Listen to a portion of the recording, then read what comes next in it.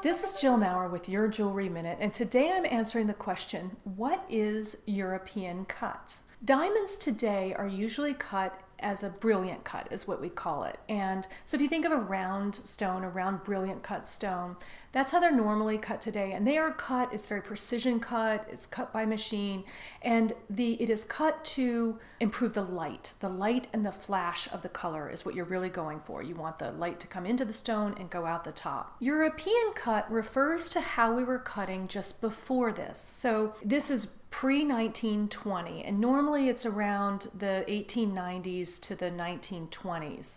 We started doing European cut, and it did represent an improvement of cutting at the time.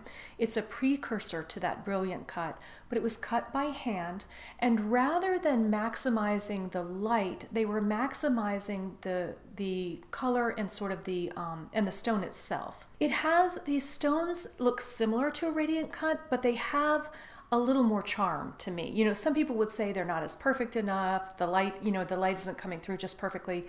To me, they have a lot more charm. European cuts are some of my favorite, and when you look down on them, they are not perfectly round. They are a little wonky. They have a little character.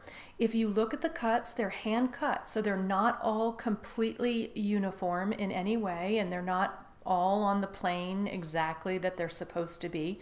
If you look at the bottom of the stone, today's stones come down to a point, and these didn't. They came down to here and then were cut off. And they're not all uniform. You know, now a 1 carat stone, even though that measures weight, you know it should be about this wide and about this deep, not with a European cut. You could have 1 carat European cut stones that all look very different. You mostly find these in jewelry from about the 1890s up until the 1920s. The 1920s is when cutting becomes more modern.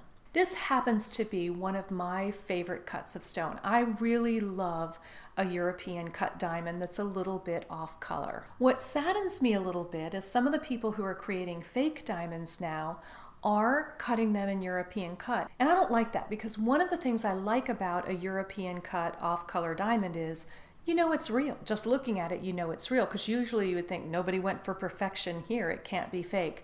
And they are starting to do that. So that's, you know, there are trends in jewelry I like and trends I don't like, and that is one I don't like. This has been Your Jewelry Minute. If you have a jewelry question for me, just let me know in the comments below. Until next time.